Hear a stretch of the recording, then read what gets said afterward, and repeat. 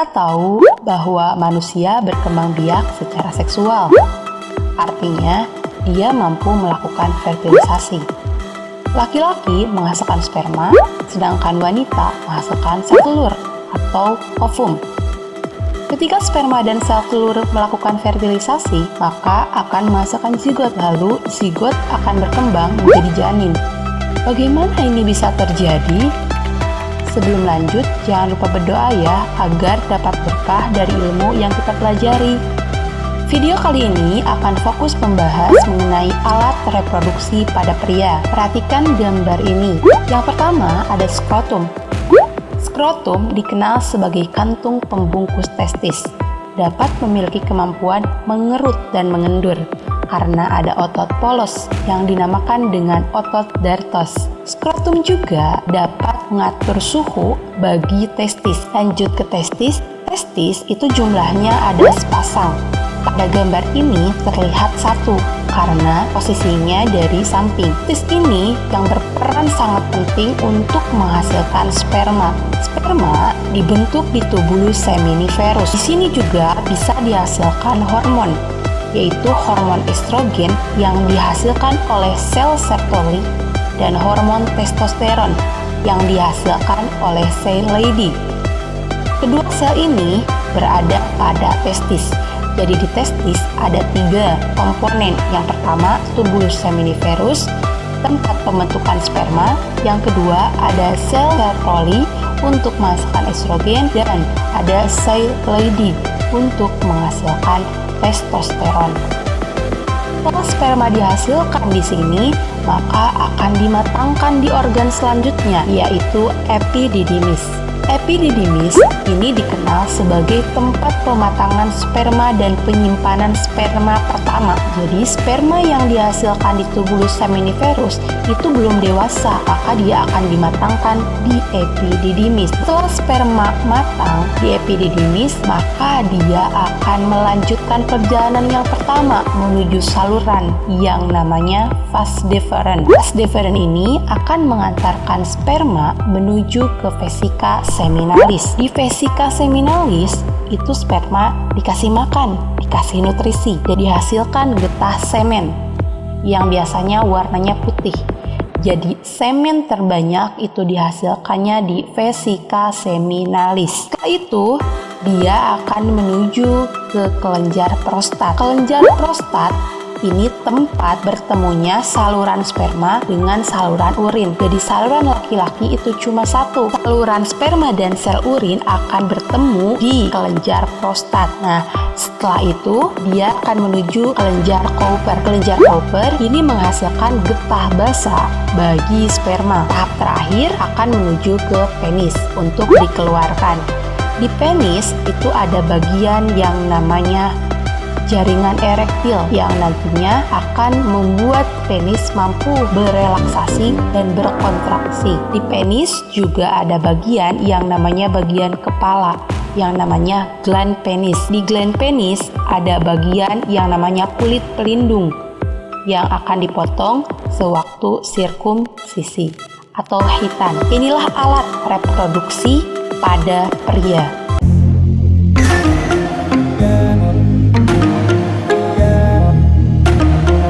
Oke teman-teman, sekarang kita akan membahas mengenai organ reproduksi pada wanita. Setelah sebelumnya kita bahas mengenai organ reproduksi pada pria. Secara peran, reproduksi pada wanita jauh lebih kompleks daripada pria.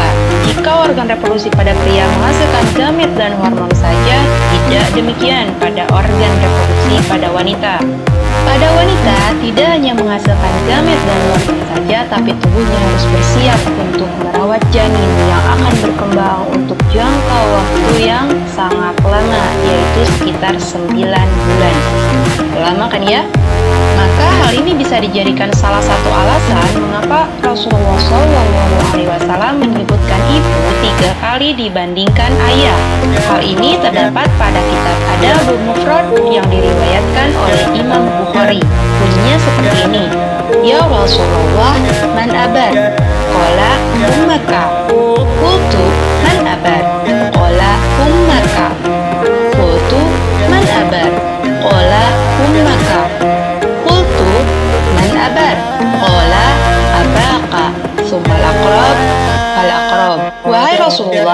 siapa yang paling berhak bagiku berbuat baik kepadanya? Rasul menjawab, ibumu. Aku bertanya, kemudian siapa lagi? Rasul menjawab, ibumu. Aku bertanya, kemudian siapa lagi? Rasul menjawab, ibumu. Aku bertanya, kemudian siapa lagi?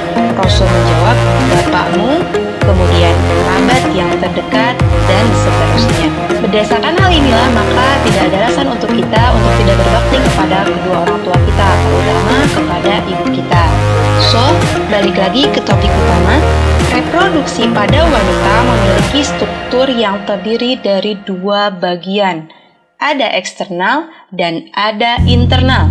Ingat baik-baik ya, eksternal dan internal. Struktur reproduksi eksternal wanita ada dua.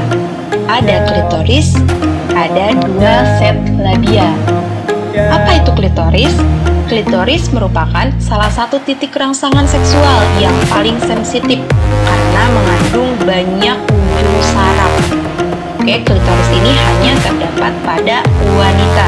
Yang kedua, ada dua set labia, yaitu ada labium mayor dan labium minor. Untuk diketahui, dua set labia ini mengelilingi lubang vagina. Oke, sekarang lanjut ke organ internal pada wanita. Harap berkonsentrasi karena agak sedikit panjang dari organ reproduksi eksternal. Yang pertama ada ovarium. Fungsinya yaitu untuk menghasilkan ovum. Ingat ya, ovarium menghasilkan ovum. Proses menghasilkan ovum dari ovarium namanya ovulasi. Jadi ada ovarium, ovum, dan ovulasi. Ovarium juga dikenal sebagai gonad betina. Sama halnya dengan testis, jumlahnya ada sepasang. Ada di bagian kiri dan ada di bagian kanan. Bentuknya seperti kacang almond. Dan yang paling penting juga di ovarium ini terdapat struktur kecil mirip kantung yang disebut dengan folikel. Di dalam folikel ini ada ovum yang belum matang yang dikenal dengan oosit, dan oosit ini sudah dibawa sejak lahir oleh wanita. Selain itu, folikel jumlahnya ini sangat banyak. Jumlahnya kurang lebih sekitar 400.000. Ini bukan angka pasti, jadi kurang lebih diperkirakan jumlahnya ada 400.000 dan akan berkurang seiring bertambahnya usia wanita. Luar biasa kan ya? Dan pada wanita yang telah memasuki usia menopause, biasanya ovariumnya berlubang karena folikelnya sudah mengeluarkan isinya, jadi berlubang. Yang kedua ada oviduk. Oviduk atau yang dikenal sebagai tuba falopi letaknya memanjang dari rahim menuju lubang yang berbentuk corong di setiap ovarium. Setelah ovulasi, ovum akan meninggalkan ovarium menuju ke tuba falopi. Untuk apa dia ke tuba falopi? Dia akan menunggu untuk bertemu dengan sperma. Setelah bertemu dengan sperma, maka akan terjadi yang namanya fertilisasi atau meleburnya sperma dan ovum untuk menghasilkan zigot.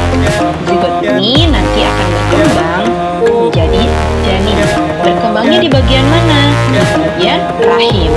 Yang ketiga ada rahim atau nama kerennya adalah uterus. Rahim ini merupakan organ tebal yang berotot, dapat mengembang selama masa kehamilan untuk menampung janin maksimal sekitar 4 kilo.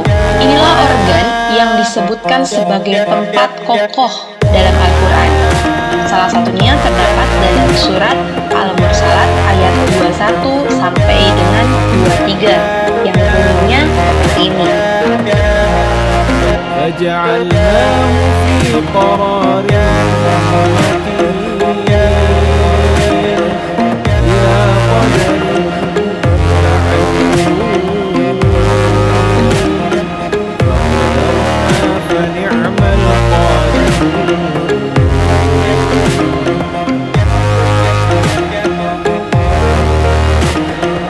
Dan luar biasanya lagi, rahim ini tidak hanya disebutkan di satu surat, dan bahkan ada di beberapa surat. Kalian cari lagi surat apa yang menyebutkan rahim ini. Lapisan dalam di bagian rahim dikenal sebagai endometrium.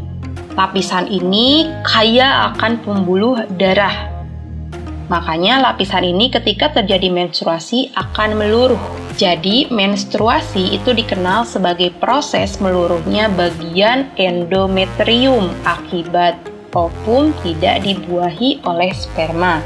Di bagian rahim juga ada yang namanya mulut rahim atau yang dikenal dengan serviks. Inilah bagian yang paling sering terkena kanker. Istilah yang paling sering didengar adalah kanker serviks. Jadi bagi wanita, jaga pola hidup dan kebersihan organ vital kita agar tidak terkena penyakit yang tidak diinginkan seperti kanker serviks ini. Yang terakhir ada vagina.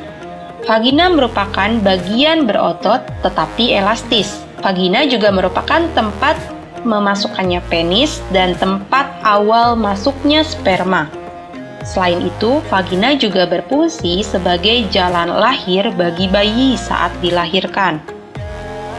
Seperti yang telah disebutkan bahwa vagina dilindungi oleh 2 set labia. Di bagian vagina juga terdapat selaput tipis yang dikenal sebagai selaput darah atau himen, nama kerennya.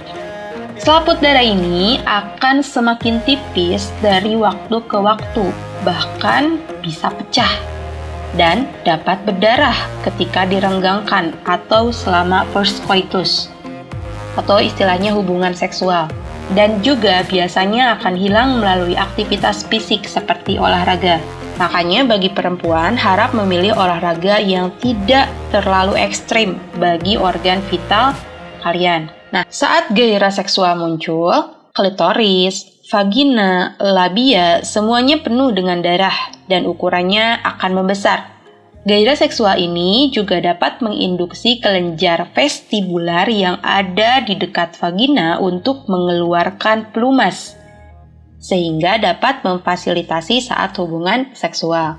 Itulah bagian-bagian utama pada organ reproduksi wanita. Dan ada bagian tambahan juga yang akan dijelaskan di video yang selanjutnya. Oke, segitu aja untuk video kali ini.